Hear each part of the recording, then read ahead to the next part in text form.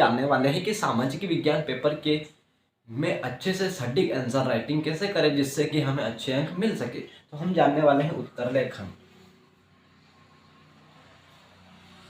उत्तर लेखन के बारे में कुछ टिप्स जानने वाले हैं जो कि आपको पेपर में मदद कर सकते हैं जिससे कि आप अच्छे अंक ला सकते हैं। तो सबसे पहले हमें उत्तर लेखन में क्या ध्यान रखना है। सबसे पहले हमें पेपर जब भी हमें मिलता है तो हम सबसे पहले क्वेश्चन को अच्छे से रीड करें। जैसे हम एग्जांपल लेते हैं, हमारे पास यहाँ पर पेपर दिया हुआ है, इसमें क्वेश्चन हम एक एग्जांपल के तौर पर लेते हैं। इसमें दिया हुआ हिस्ट्री का एक क्वेश्चन है। यहाँ पर है, देश की एकता में नमक आंदोलन बहुत प्रभावकारी था, स्पष्ट कीजिए। इसमें अब हमें क्या पूछा गया है, इसमें पूछा गया है देश की एकता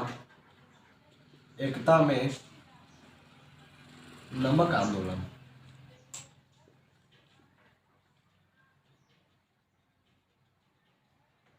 प्रभावकारी था, स्पष्ट कीजिए। तो सबसे पहले इस तरीके से क्वेश्चन दिया रहेगा तो आपको क्या करना है, सिर्फ अच्छे से रीड करना है, उसको समझना है। इसके बाद आपको इसको ब्रेक करना है। अब ब्रेक कैसे करेंगे, देखिए यहाँ पर दिया हुआ देश की एकता, तो इसमें इंपॉर्टेंट टॉपिक कौन सा, एकता, ठीक है ना। इसको ब्रेक कर देंगे इस तरीके से। उसके बाद क्या दिया है, नमक, जो कि आप हिस्ट्री में पढ़ेंगे तो आपको समझ में आएगा। आप भारत में राष्ट्रवाद का उदय जो चैप्टर है उसको रीड करेंगे तो आपको अच्छे से समझ में आएगा कि एकता नमक आंदोलन क्या था। अब उसने पूछा है प्रभावकारी, ठीक है ना। यहाँ पर कुल मिलाकर हमें 3 टॉपिक को कवर करना है, इसको स्पष्ट करना है भाई।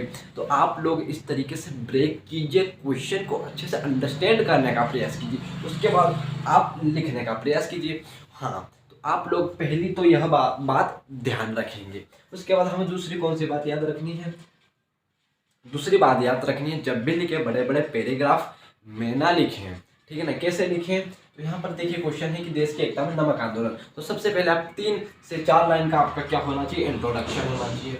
इस तरीके से आप इंट्रोडक्शन लिख देंगे, ठीक है।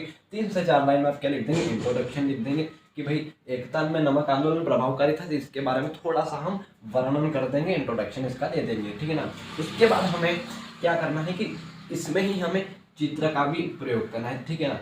चित्र का भी प्रयोग करना है, डायग्राम बनाने हैं, चार्ट्स आप बना सकते हैं। चार्ट किस तरीके से, जैसे कि यहाँ पर लिया नमक आंदोलन, ठीक है, तो हमने यहाँ पर डाला नमक आंदोलन। इसके बाद उसको ब्रेक किया, फिर हमें कोई दर्शाना है, 3 थिंग्स हमें यहाँ पर बतानी है। तो इस तरीके से हम यहाँ पर जो है इस तरीके से हम चार्ट का इस्तेमाल कर सकते हैं, फ्लो चार्ट्स का इस्तेमाल कर सकते हैं और पिक्चरों का इस्तेमाल करके इस तरीके से हम अपना उत्तर लिख सकते हैं, ठीक है।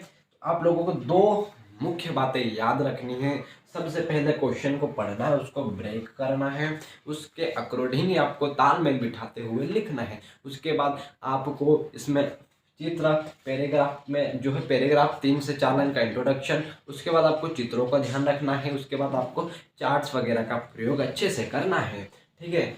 तो ये 2 चीज़ें हो गई हमारी। उसके बाद तीसरी चीज़ आप लोग अच्छे से कर सकते हैं, वो है आपको थोड़े से आपकी जो अक्षर है वो थोड़े अच्छे होने चाहिए ताकि एग्जामिनर को अच्छे से समझ में आ सके, ठीक है ना। अब तीसरी आपको यही बात याद रखनी है कि अपनी राइटिंग को थोड़ा सा अच्छा करें। ज़्यादा भी अच्छी नहीं लिखेगा तो कोई बात नहीं, चल जाएगा, लेकिन इतना तो एटलीस्ट लिखें कि एग्जामिनर जब भी पढ़े तो उसको अच्छे से समझ में आने लगे। तो आप अगर ये 3 टिप्स अपनाते हैं तो आप लोगों का एक अच्छा उत्तर लिखने में सक्षम हो पाएंगे। तो दोस्तों इसका अभ्यास आपको करना पड़ेगा, कोई एक दिन में नहीं होगा। इसको आपको रोज आप 1 से 2 उत्तर लिखिए तो धीरे धीरे आपकी प्रैक्टिस होगी। अगर आप क्वेश्चन है, क्वेश्चन के अकॉर्डिंग चित्र लीजिए, क्वेश्चन के अकॉर्डिंग आप पैराग्राफ बनाइए, उसके अकॉर्डिंग आप चार्ट बनाइए, ठीक है, डायग्राम्स बनाइए। इस तरीके से आप प्रैक्टिस करिए, आपकी प्रैक्टिस में आता जाएगा और आप आप अच्छे से जो है उत्तर दे पाएंगे, ठीक है ना।